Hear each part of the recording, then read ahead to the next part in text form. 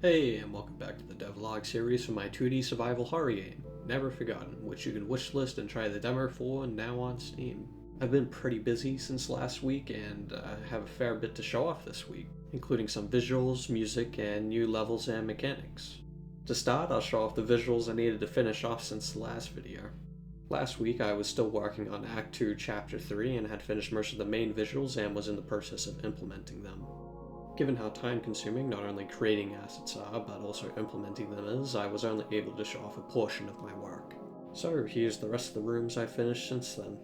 I still need to do a lot of cutscenes from Act 2 onwards, but I'll be getting to those after the core game is finished.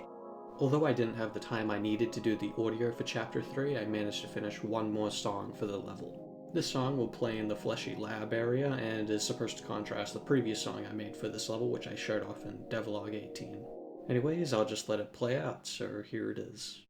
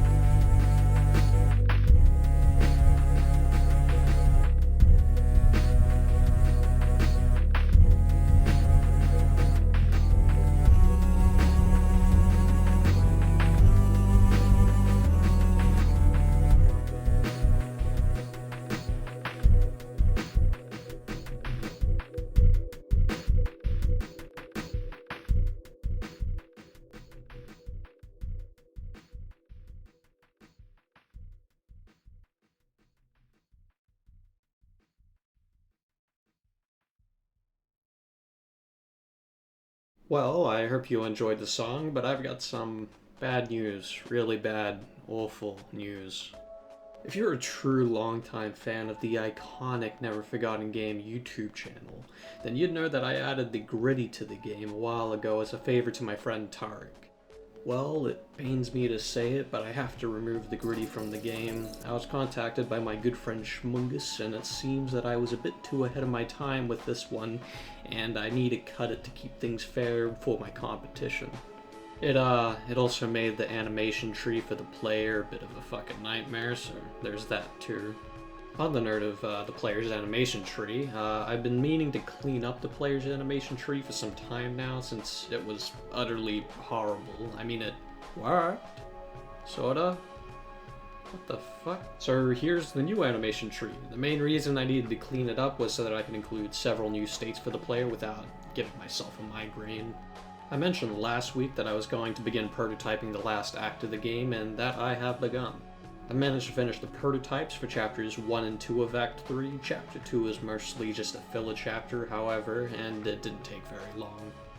For Chapter 1, I needed to add in quite a few new mechanics since the player won't be able to interact with things the same way from Act 3 onwards because of story reasons that I won't share here. Here's the main new mechanic for this level, where you must lead this orb into mounds of flesh to unlock the way forward.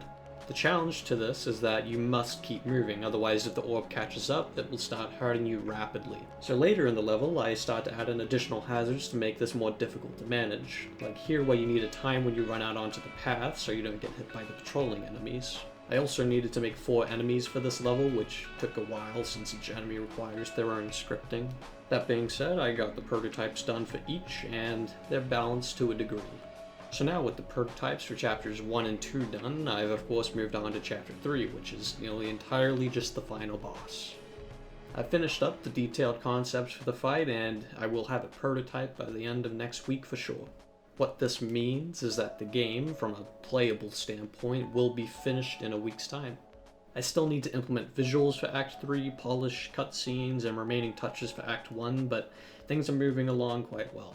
I estimate that for the game to reach its quote-unquote finished state, in which it can be playable from start to finish as a seamless experience with some polish, that would probably take about 2 months.